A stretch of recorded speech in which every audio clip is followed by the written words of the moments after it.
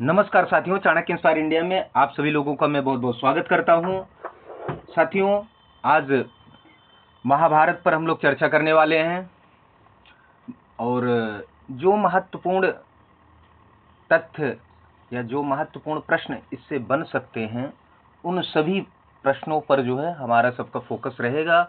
और जो यहाँ पर आपको पढ़ाया जा रहा है, जो बताया जा रहा है ना, उससे बाहर कुछ भी परीक्षा में आता नहीं है, ना आएगा। यह मैं एश्योर कर रहा हूँ, यह सुनिश्चित कर रहा हूँ। आप लोग बिल्कुल भी चिंता मत करिए और बिना चिंता के आराम से हमारे साथ चाणक्य इंस्पायर इंडिया के साथ बने रहिए और फिर रिजल्ट लीजिए। आइए देखते हैं, विश्व साहित्य का सबसे बड़ा ग्रंथ कौन सा है? महाभारत। विश्व साहित्य का सबसे बड़ा ग्रंथ महाभारत है। महाभारत के रचनाकार कौन है? वेद व्यास जी हैं, ठीक है ना। वेद व्यास जी को कहा जाता है कृष्ण द्वैपायन। वेद व्यास जी के पिता का क्या नाम था? पराशर। वेद व्यास की माता का नाम था सत्यवती। अब एक प्रश्न कभी कभी पूछा जाता है कि महाभारत कैसा ग्रंथ है? तो महाभारत ऐतिहासिक ग्रंथ है। रामायण और महाभारत दोनों ऐतिहासिक ही ग्रंथ हैं, ठीक है ना। इतिहास संबंधी, इतिहास परक इसमें सारे भारतवर्ष का इसमें इतिहास है, यह ऐतिहासिक ग्रंथ है, ठीक है ना। इतिहास पुराणाभ्याम वेदम समुपबृहयेत, ठीक है। इतिहास पुराणाभ्याम वेदम समुपबृहयेत, यह उक्ति महाभारत की है। इसीलिए पंचम वेद कौन सा ग्रंथ है? तो महाभारत को पंचम वेद भी कहा गया है, ठीक है। महाभारत को जाना जाता है जय संहिता के रूप में। यह भी प्रश्न अक्सर ही पूछा जाता है कि महाभारत को जाना जाता है जय संहिता। अब देखिए, ये जो अपनी क्लास है, ये यूजीसी नेट जेआरएफ संस्कृत विषय की है, हिंदू स्टडीज की है। इसके साथ साथ अभी कल 12 अक्टूबर को हरियाणा पब्लिक सर्विस कमीशन का एग्जाम है, तो उसका जो एग्जाम होने वाला है 12 तारीख को, उसके लिए है। जीडीसी असिस्टेंट प्रोफेसर की है। उसके बाद अभी देखिए, झारखंड एलिजिबिलिटी टेस्ट है, बंगाल एलिजिबिलिटी टेस्ट है, गुजरात, मतलब जहां पर भी जो है, और ये आपका उत्तराखंड हो गया, हिमाचल हो गया इत्यादि, हर जगह पर एक ही सिलेबस है, एक ही पाठ्यक्रम है। तो यह मल्टीपल यूजेज में आपको आएगा। आइए, तो जय काव्य नाम से जाना जाता है महाभारत। तो महाभारत को जय संहिता भी कहा जाता है और जय काव्य भी कहा जाता है, ठीक है। आगे बढ़िए। यमुना द्वीप में जन्म के कारण वेदव्यास को कहा गया द्वैपायन, ठीक है। क्या कहा गया? द्वैपायन। वैदिक मंत्रों को याज्ञिक प्रयोग के लिए वेदव्यास ने बांटा था 4 वेदों में, ठीक है। आइए, इसी कारण व्यास को कहा गया वेदव्यास, ठीक है। इसको मैं चर्चा किया था जब ऋग्वेद या वैदिक संहिता पढ़ाया था। महाभारत में श्लोकों की संख्या है 1 लाख। 1 लाख श्लोक महाभारत में है, ठीक है ना। शत सहस्त्री संहिता कहा जाता है महाभारत को। ये बहुत बात पर, जैसे चतुर्विंशति सहस्त्री संहिता रामायण को कहा जाता है, ऐसे ही महाभारत को जो है शत सहस्त्री संहिता कहा जाता है। ध्यान रखिएगा आप सब, ठीक है। आर्ष काव्य कहा जाता है महाभारत को। अब आर्ष, यह क्या इसका मतलब है? तो जो मुनियों, ऋषि मुनियों द्वारा लिखा जाता है उसे आर्ष काव्य कहा जाता है, ठीक है। महाभारत को नायकों का दादा कहा जाता है वेदव्यास जी को, ठीक है। वेदव्यास जी को महाभारत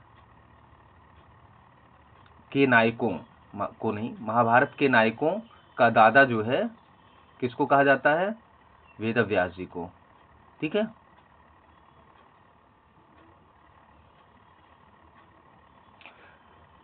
अब इसमें श्रीमद् भगवत गीता में, गीता जो है भीष्म पर में है, उसको मैं आगे बताऊंगा ही। इसमें 18 अध्याय हैं। युद्ध के तीसरे दिन भीष्म वध के लिए अस्त्र, युद्ध का जब तीसरा दिन चल रहा था, उस समय क्या था कि भीष्म के प्रचंड युद्ध कौशल को देखकर, मतलब भीष्म इतने जबरदस्त तरीके से जो है युद्ध कर रहे थे कि सब जगह त्राहि त्राहि हो गया था। तो इस कारण से भगवान श्री कृष्ण को उन पर अस्त्र, मतलब अपना चक्र निकालकर दौड़ पड़े थे। आपने घटना सुनी होगी। और यह महत्वपूर्ण बात इसलिए भी है कि भगवान श्री कृष्ण ने कहा था कि युद्ध में वो अस्त्र नहीं उठाएंगे। तो ये तीसरे दिन ये घटना हुई थी। महाभारत का क्रम आप जानते हैं, जय, भारत, महाभारत, ये क्रम है, ठीक है ना। महाभारत का प्रथम नाम था जय। महाभारत महाभारत ग्रंथ की रचना व्यास ने कितने वर्षों में की थी? कभी कभी पूछता है, 3 वर्ष में किया था। महाभारत का आलोचनात्मक संस्करण कहाँ से प्रकाशित हुए हैं? पूना से। महाभारत का आलोचनात्मक संस्करण के संपादक हैं B.S. सुखथड़कर, ध्यान रखिएगा, B.S. सुखथड़कर। विश्व साहित्य के इतिहास में सबसे बड़ा महाकाव्य है महाभारत। कौरवों की सेना का परिणाम था, मतलब कितनी संख्या थी? 13 अक्षौहिणी।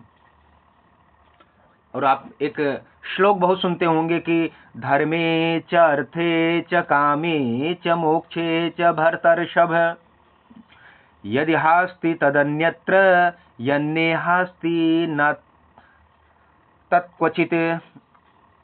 यह महाभारत में है।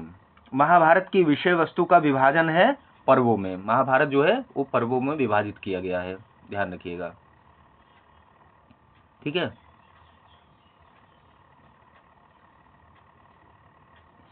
महाभारत में कुल 18 पर्व है। प्रथम पर्व आदि पर्व है, दूसरा पर्व सभा पर्व है, तीसरा पर्व वन पर्व है, चतुर्थ पर्व विराट पर्व है, पंचम पर्व उद्योग पर्व है।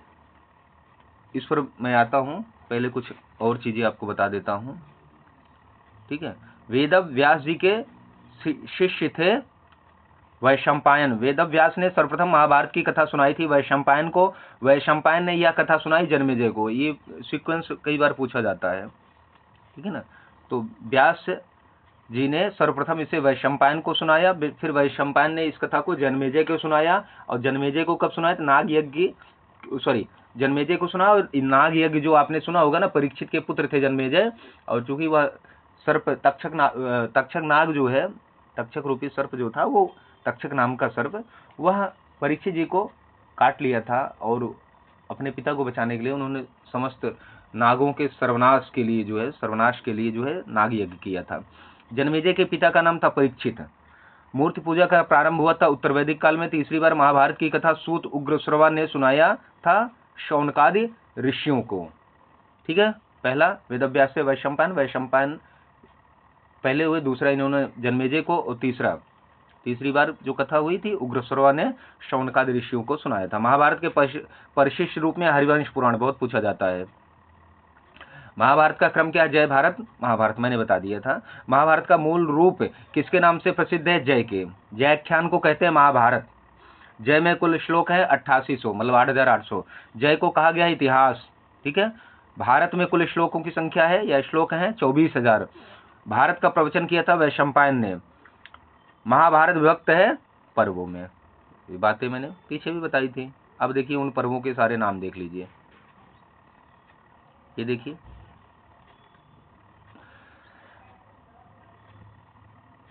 18 पर्व है। आदि पर्व, सभा पर्व, तीसरा है वन पर्व, चौथा है विराट पर्व, पांचवा उद्योग पर्व, इसमें युद्ध की पूर्व पीठिका है।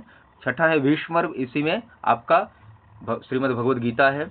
सातवां द्रोण पर्व, आठवां कर्ण पर्व, नौवां शल्य पर्व, 10वां सौप्तिक पर्व, 11वां स्त्री पर्व, 12वां शांति पर्व, 13वां अनुशासन पर्व, 14वां आश्वमेधिक पर्व, 15वां आश्रम वार्षिक पर्व, 16वां मौसल पर्व, 17वां महाप्रस्थानिक पर्व और 18वां अंतिम है स्वर्गारोहण पर्व, ठीक है। तो यदि प्रश्न पूछा जाए महाभारत का सबसे बड़ा पर्व कौन था, तो शांति पर्व। शांति पर्व, ठीक है। महाभारत का सबसे बड़ा पर्व कौन है? शांति पर्व। और महाभारत का सबसे छोटा पर्व जो है महाप्रस्थानिक पर्व है, ठीक है।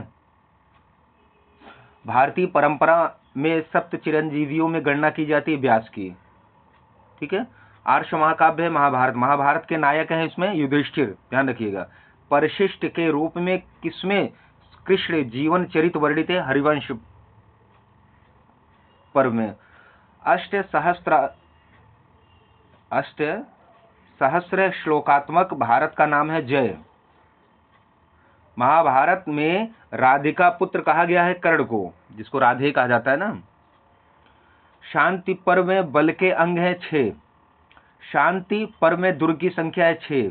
ऊर्ध्वबाहु वीरौमेश, यह वाक्य है व्यास ने। श्री कृष्ण किस पर्व में दूत का कार्य किए थे? उद्योग पर्व में।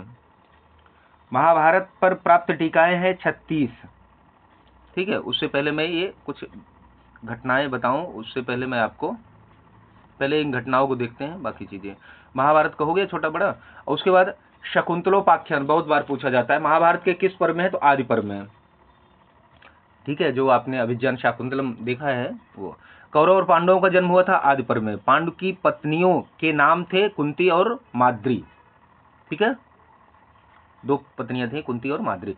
धृतराष्ट्र की पत्नी का नाम था गांधारी। जरासंध का वर्णन है सभा पर्व में। शिशुपाल वध का वर्णन है सभा पर्व में। सभा पर्व में ही इसको भगवान मारते हैं। जुए में पांडवों की हार की कथा का वर्णन है सभा पर्व में। जुए में हार के कारण पांडवों को वनवास दिया गया था 12 वर्ष का और 1 वर्ष का अज्ञातवास। जुए में हार के कारण पांडवों को अज्ञातवास दिया गया था 1 वर्ष का। वनवास काल में पांडवों द्वारा की गई थी तीर्थ यात्रा। नलोपाख्यान महाभारत के किस पर्व में है? तो वन पर्व में है।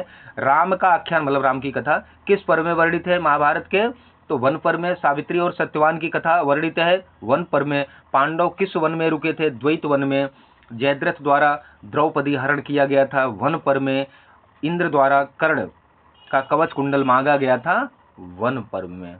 ठीक है, आइए और देखते हैं। पांडवों के अज्ञातवास की घटना का वर्णन है विराट पर्व में। मत्स्यवंशी राजा था विराट के वंश का नाम भी पूछते हैं। विराट की पुत्री का नाम उत्तरा था। उत्तरा का विवाह हुआ था अभिमन्यु से। अभिमन्यु किसके पुत्र थे? अर्जुन के। और सुभद्रा, अर्जुन और सुभद्रा से उत्पन्न अभिमन्यु थे। अभिमन्यु के माता पिता थे अर्जुन और सुभद्रा। कीचक वध का वर्णन है विराट पर्व में। विराट का सेनापति था कीचक का वध किया था भीम ने। विराट के यहाँ अज्ञातवास में युधिष्ठिर का नाम था वैयाघ्र पद्म। ये बहुत पूछा जाता है, ध्यान रखिएगा, वैयाघ्र पद्म। विराट के यहाँ अज्ञातवास में भीम का नाम था वल्लभ। विराट के यहाँ अज्ञातवास में अर्जुन का नाम था बृहन्नला रूपी नर्तकी बन गए थे। ठीक है, विराट के यहाँ अज्ञातवास में नकुल का नाम था ग्रंथिक और वहां पर थर्ड जेंडर भी थे वो अर्जुन। विराट के यहाँ अज्ञातवास में सहदेव का नाम था अरिष्ट नेमी। विराट के यहाँ अज्ञातवास में द्रौपदी का नाम था सैरंध्री। युद्ध की पूर्व पीठिका की प्रस्तुति है उद्योग पर्व में। दुर्योधन को कृष्ण की पूरी सेना मिलती है उद्योग पर्व में। अर्जुन को मिलते हैं कृष्ण। ये कहानी आप सुने इसलिए इसको रिपीट नहीं करूंगा। कृष्ण पांडवों का दूध बनकर जाते हैं उद्योग पर्व में। कृष्ण पांडवों के लिए मांगते हैं 5 गांव। ओके, कृष्ण द्वारा कर्ण वृत्तांत सुनाया गया था उद्योग पर्व में। भीष्म के सेनापतित्व में महाभारत का युद्ध हुआ था 10 दिन। टोटल 18 दिन युद्ध चला था। उसमें क्या हुआ था? 10 दिन अकेले भीष्म के ही नेतृत्व में युद्ध लड़ा गया था। महाभारत के आदि पर्व का प्रतिपाद्य विषय है चंद्रवंशोत्पत्ति। ये पूछता है, प्रतिपाद्य विषय भी पूछा जाता है। महाभारत के आदि पर्व का प्रतिपाद्य विषय है चंद्रवंशोत्पत्ति। महाभारत के भीष्म पर्व का प्रतिपाद्य विषय है गीतोपदेश, मतलब गीता का उपदेश किया गया है। महाभारत के शांति पर्व का प्रतिपाद्य विषय है मोक्षोपयोगी उपदेश। श्रीमद् भगवद गीता का वर्णन है भीष्म पर्व में। 18 अध्याय हैं, आप जानते हैं। ठीक है, आइए श्रीमद् भगवद गीता में कुल अध्याय है 18। ठीक है, युद्ध के तीसरे दिन भीष्म के लिए अस्त्र उठाया था कृष्ण ने। किस पर्व में भीष्म सरशैया में जाते हैं? भीष्म पर्व में। भीष्म के पिता का नाम था शांतनु। भीष्म की माता का नाम था गंगा। देवव्रत नाम था भीष्म का। भीष्म पितामह का मूल नाम देवव्रत था, ध्यान रखिएगा। भीष्म के गुरु का नाम था परशुराम। द्रोणाचार्य के सेनापतित्व में महाभारत का युद्ध हुआ था 5 दिनों तक। अभिमन्यु, जयद्रथ, घटोत्कच और द्रोणाचार्य का वध हुआ था द्रोण पर्व में। द्रोणाचार्य के सेनापति बनने पर युद्ध करता है कर्ण देखिए, जब तक तो भीष्म पितामह जी थे ना, तब तक कर्ण को युद्ध करने की अनुमति उन्होंने नहीं दिया था। ठीक है, और जब भीष्म पितामह शरशैया पर चले जाते हैं तो उसके बाद सेनापति जो बनते हैं द्रोणाचार्य बनते हैं, और वो 5 दिन तक युद्ध करते हैं। सोचिए कितने बड़े बड़े वीर थे, और उनके ही सेनापतित्व में, मतलब सेना उनके ही नेतृत्व में कर्ण जो है युद्ध में अपन प्रतिभागी बनता है, मतलब युद्ध में पार्टिसिपेट करता है, युद्ध लड़ता है। अभिमन्यु के मारे जाने पर युधिष्ठिर को राजा का चरित्र सुनाया था व्यास ने। द्रोणवध किया था धृष्टद्युम्न ने, द्रोणाचार्य को मारा था अर्जुन के साले द्रौपदी के भाई धृष्टद्युम्न ने। द्रोणवध के उपरांत उनके पुत्र अश्वत्थामा ने प्रयोग किया था नारायणास्त्र, नारायण अस्त्र का प्रयोग किया था पांडवों पर। नारायणास्त्र से पांडवों की रक्षा करते हैं कृष्ण। महाभारत में कर्ण अपने सेनापतित्व में युद्ध करता है 2 दिनों तक। ये कर्ण भी कितना वीर था कि 2 दिन तक युद्ध किया, मतलब 15 2 17 10 5 15 10 दिन भीष्म, 5 दिन द्रोणाचार्य, 2 दिन कर्ण, तो 17 दिन ऐसे हो गया। एक दिन में पूरे लोग युद्ध किए, क्या गजब युद्ध रहा, ठीक है। आइए, कर्ण का सारथी था मद्र नरेश शल्य था, और कहाँ का राजा था, मद्र का। हस्तिनापुर बसा था गंगा नदी के किनारे। महाभारत के युद्ध के अंतिम दिन का वर्णन है शल्य पर्व में, ठीक है ना। उस दिन शल्य सेनापति बनता है। शल्य कौरव का सेनापति बना था शल्य पर्व में। देखिए अब कितने सेनापति बन गए, भीष्म, द्रोणाचार्य, कर्ण और शल्य, 4 बन गए। शल्य का वध हुआ था शल्य पर्व में। दुर्योधन और भीम के गदा युद्ध का वर्णन है शल्य पर्व में।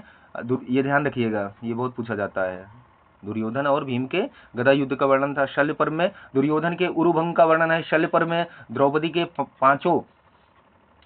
के पांचों पुत्रों के मारे जाने की कथा वर्णित है सौप्तिक पर्व में। सोते हुए मार दिए थे, ये क्या नाम है, कृपाचार्य और अश्वत्थामा और भी लोग थे। द्रौपदी के 5 पुत्रों को मारा था कृपाचार्य, कृतवर्मा और अश्वत्थामा ने। दुर्योधन प्राण त्यागता है सौप्तिक पर्व में। देखिए ये भी बहुत महत्वपूर्ण है। शल्य पर्व में गदा युद्ध होता है, सौप्तिक पर्व में वह अपना प्राण त्यागता है। कुंती पांडवों को कर्ण का वृत्तांत सुनाते हैं स्त्री पर्व में। युधिष्ठिर स्त्री जाति को शाप देते हैं स्त्री पर्व में। स्त्रियों के मन के रहस्य की कोई बात छिपी नहीं रहेगी, यह शाप दिया था युधिष्ठिर ने, ठीक है ना। कृष्ण वंश के विनाश का शाप दिया था गांधारी ने। धार्मिक एवं दार्शनिक सामग्री सर्वाधिक है शांति पर्व में। भीष्म द्वारा युधिष्ठिर आदि को उपदेश दिया गया था शांति पर्व में। आइए ये कुछ और महत्वपूर्ण है, देखें। शिव सहस्त्र नाम स्तोत्र है अनुशासन पर्व में। विष्णु सहस्त्र स्तोत्र या सहस्त्र नाम स्तोत्र, विष्णु सहस्त्र नाम स्तोत्र है अनुशासन पर्व में। ये बहुत महत्वपूर्ण है दोनों में। देखिए भीम का स्वर्गारोहण होता है अनुशासन पर्व में, मतलब भीम जो है अपना प्राण त्यागते हैं अनुशासन पर्व में। किसके आदेश से युधिष्ठिर अश्वमेध यज्ञ करते हैं, व्यास के। यज्ञाश्व की 1 वर्ष तक रक्षा की थी अर्जुन ने। युधिष्ठिर राज संभालते हैं अश्वमेधिक पर्व में। धृतराष्ट्र, गांधारी, कुंती और विदुर किस पर्व में वन में गए थे, आश्रम वार्षिक पर्व में। युधिष्ठिर के परामर्श दाता थे धृतराष्ट्र जिनके मतलब इन सब युद्ध के कारण बने थे। बाद में उन्होंने 15 वर्ष तक जो है परामर्शदाता के रूप में युधिष्ठिर के रहे हैं। यादव वंश का नाश हुआ था मौसल पर्व में। कृष्ण की मृत्यु होती एक व्याघ्र द्वारा। यदुवंश के विनाशक मुसल के कारण ही नाम पड़ा मौसल पर्व। पांडव की हिमालय यात्रा का वर्णन है महाप्रस्थानिक पर्व में। सशरीर स्वर्ग गए थे युधिष्ठिर, मत्स्योपाख्यान वर्णित है महाभारत में।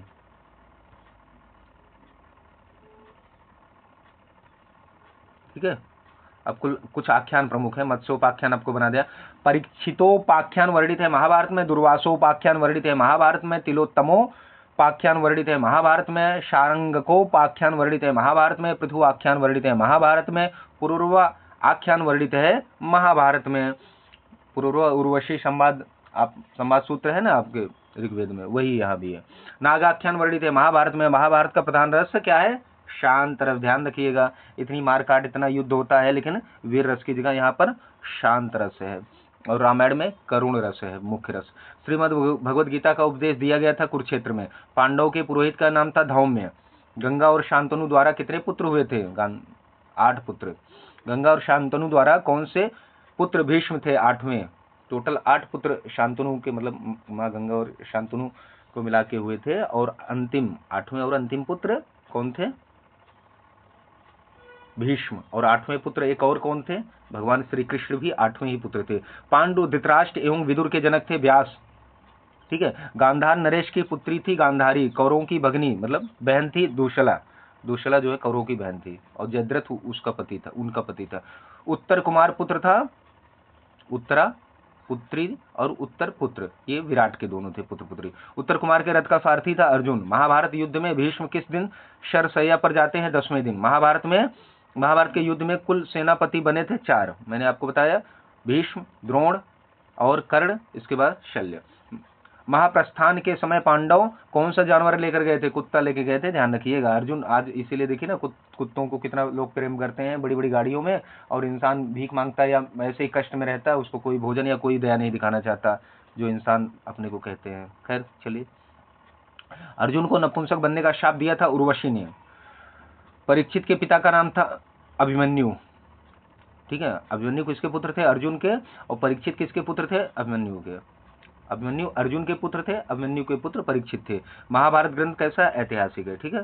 श्री कृष्ण के शंख का नाम था पांचजन्य। दूशला का पति था जयद्रथ। महाभारत के किस वंश के इतिहास का वर्णन है? महाभारत में किस वंश के इतिहास का वर्णन है? चंद्रवंश का, ठीक है। ये प्रश्न पूछा जाता है। कुंती पुत्री थी शूरसेन की, शूरसेन की पुत्री जो है कुंती थी। कुंती के वंश का नाम था वृष्णि वंश। अर्जुन को युद्ध में मार देने वाले पुत्र का नाम था बभ्रुवाहन। अर्जुन को जीवित करने वाली उनकी माता का नाम था नागकन्या उलूपी। ये मणिपुर में है, ये अभी देखा ना, हुड्डा, कौन सा हुड्डा था, वो शादी किया था ना वहाँ की राजकुमारी से, तो वहाँ इनकी मतलब कन्या उलूपी थी, उनका राज्य चलता था, वहाँ अर्जुन गए थे, तो अर्जुन को उनका पुत्र मार देता है, युद्ध करता है और उनको मार देता है, तो उनको जीवित करती हैं उलूपी। उनसे जब गए हुए थे तो वहाँ पर उन्होंने विवाह कर लिया था। काम पीड़ा में दिवंगत हो गया था, ये है ही नहीं, ये अपना विषय ही नहीं है, ये तो महाश्वेता का है ना, महाश्वेता वृत्तांत का। अब देखिए महाभारत की प्राचीन टीका, सबसे प्राचीन टीका पूछा था ज्ञान दीपिका, बहुत महत्वपूर्ण प्रश्न बता रहा हूँ, यह प्रश्न आता ही आता है। तो महाभारत की प्राचीनतम मतलब सबसे पुरानी टीका कौन सी है? ज्ञान दीपिका। ध्यान से सुन लीजिए, ज्ञान दीपिका सबसे पुरानी टीका है। और ज्ञान दीपिका के रचनाकार कौन है? देवबोध, ठीक है। महाभारत की मोक्ष धर्म टीका के रचनाकार है वैशंपायन। महाभारत की विषम श्लोकी टीका के रचनाकार है विमलबोध। महाभारत की भारतार्थ प्रकाश टीका के रचनाकार है नारायण सर्वज्ञ। महाभारत की जय कौमुदी टीका के रचनाकार है आनंदपूर्ण। महाभारत की लक्षाभरण टीका के रचनाकार हैं वादिराज। महाभारत की भारतोपाय प्रकाश टीका के रचनाकार हैं चतुर्भुज मिश्र, ठीक है। महाभारत की भारत संग्रह दीपिका टीका के रचनाकार है अर्जुन मिश्र। महाभारत की भारत भाव दीप टीका के रचनाकार है नीलकंठ चतुर्धर, बहुत महत्वपूर्ण है, नीलकंठ चतुर्धर बहुत पूछे जाते हैं। और महाभारत की निगूढ़ार्थ पद बोधिनी टीका के रचनाकार है नारायण, ये भी बहुत पूछा जाता है, ठीक है। और महाभारत की प्राचीनतम सबसे पुरानी टीका भी ज्ञानदीप का टीका है, इसके रचनाकार देवबोध है, यह भी बहुत पूछा जाता है। मोक्ष धर्म टीका भी बहुत पूछी जाती है। भारतार्थ प्रकाश टीका भी बहुत पूछी नारायण सर्वज्ञ की है। तो ये टीकाएं आप याद कर लेना, यहाँ स्लाइड में आपको नहीं मिलेगी, ठीक है ना, क्योंकि शकुनी का नाम था शैवल, ध्यान रखिएगा, ठीक है। परीक्षित के पितामह थे अर्जुन, जैसे पांडवों कौरवों के पितामह कौन था? भीष्म थे ना, वैसे ही अर्जुन थे परीक्षित के पितामह। वैरोचन नाम है बलि का, राजा बलि जो था उसका नाम था। पांडव वनवास के लिए गए थे काम्यक वन में। अब ये भी पूछेगा ना पांडव किस वन में गए थे? काम्यक वन में गए थे, ठीक है। और जो यदि हास्ति तदन्यत्र यन्ये हास्ति न तत् क्वचित, मतलब धर्मे चार्थे च कामे च मोक्षे च भरतर्षभ, ये जो आया था यह आदि पर्व में है, ध्यान रखिएगा। चंद्रवंश का इतिहास वर्णित है आदि पर्व में। महाभारत का सबसे छोटा पर्व मैंने आपको बता दिया, महाप्रस्थानिक है ये, ठीक है। अब उद्योग पर्व में कुल श्लोक की संख्या 7100 है और द्रोण पर्व में 10,000 है, ठीक है। 6100 भीष्म पर्व में है। कर्ण पर्व में 96 अध्याय हैं, 3700 श्लोक हैं। स्त्री पर्व में 820 श्लोक हैं। सौप्तिक पर्व में 810 श्लोक हैं। अनुशासन पर्व में इसमें देखेंगे तो 168 अध्याय हैं। मैंने आपको टीका बता दी, मैं अलग से टीकाओं का भी बताऊंगा। तो अगर आप देखेंगे तो शांति पर्व में 14,725 श्लोक है, सबसे बड़ा है ये, ठीक है ना। उसके बाद वन पर है 11,664। अब देखिए महाभारत पर आधारित कुछ महाकाव्य का नाम मैं ले रहा हूं, आप ध्यान से सुनिएगा। और वह किस पर्व पर आधारित है उसको, वह किरातार्जुनीय भारवी की रचना वन पर्व, शिशुपाल वधम माघ है, सभा पर्व नैषधीयम श्रीहर्ष वन पर्व है, नल रामायण राजशेखर कृत है वन पर्व है, नल वर्णनम लक्ष्मीधर कृत है वन पर्व में है, नैषध पारिजातम श्री कृष्ण दीक्षित की रचना है, वन पर्व पर आधारित है। नलायनी चरितम नारायण भट्ट पाठ की है, वन पर्व है। दमयंती परिणय मृत्युंजय स्वामी वन पर्व, प्रतिनैषधम नंदन महापर्व। नाटक देखेंगे महाभारत पर आधारित तो अभिज्ञान शाकुंतलम, दूत घटोत्कच, मध्यम व्यायोग, बालचरित, उरुभंग, पंचरात्र, दूतवाक्य, कर्णभार, वेणी संहार, अभिज्ञान शाकुंतलम कालिदास की, बाकी दूत घटोत्कच, मध्यम व्यायोग, बालचरित, उरुभंग, पंचरात्र, दूतवाक्य, कर्णभार सब भास की है। वेणी संहार भट्ट नारायण, बाल भारत राजशेखर, किरातार्जुनीय व्यायोग वत्सराज। महाभारत पर आधारित चंपू काव्य का नाम देखिए और उनके रचनाकार नल चंपू त्रिविक्रम भट्ट, भारत चंपू अनंत भट्ट, भारत चंपू एक और है राजचूड़ामणि दीक्षित हैं, पांचाली स्वयं वर चंपू नारायण चंपू इसके रचनाकार हैं, द्रौपदी परिणय चंपू चंद्रकवि हैं रचनाकार। महाभारत में वर्णित प्रमुख आख्यान मैंने आपको बता ही दिया था और उनके पर्व का नाम भी बताता जा रहा हूँ। शकुंतलोपाख्यान आदि पर्व, परीक्षितोपाख्यान आदि पर्व, ययाति उपाख्यान आदि पर्व, कद्रु विनीतोपाख्यान आदि पर्व, तिलोत्तमो आख्यान आदि पर्व, शिशुपालोपाख्यान सभा पर्व, नलोपाख्यान वन पर्व, रामोपाख्यान वन पर्व, सावित्री उपाख्यान वन पर्व, मत्स्योपाख्यान वन पर्व, शिव्योपाख्यान शिवी राजा शिवी की कथा है, यह उपाख्यान है वन पर्व में। अम्बोपाख्यान अम्बरीश की कथा है। उद्योग पर्व में पुरुरोपाख्यान हरिवंश पर्व में और पृथुपाख्यान हरिवंश पर्व में, ठीक है ना। वशिष्ठ से शक्ति, शक्ति से पराशर और सत्यवती थे, सत्यवती जी से फिर मतलब पराशर और सत्यवती से फिर व्यास हुए, व्यास से सुखदेव, ये है इनकी वंश परंपरा। तो ये मेरे प्यारे दोस्तों साथियों, ये आपका आज महाभारत का विषय रहा। इससे बाहर कुछ आ नहीं रहा है प्रश्न, इसको अच्छे से तैयार कर लीजिएगा। बस आपसे यही आग्रह है कि ये सारे कंटेंट आपके लिए जो है आपकी परीक्षा के लिए उपलब्ध करवाए जा रहे हैं। तो आप लोग इसको चैनल को लाइक शेयर सब्सक्राइब करके अपना ढेर सारा प्यार जो है कमेंट बॉक्स में हमें भेजते रहिए। मिलते हैं एक नए विषय के साथ, तब तक के लिए आप सबका बहुत बहुत धन्यवाद।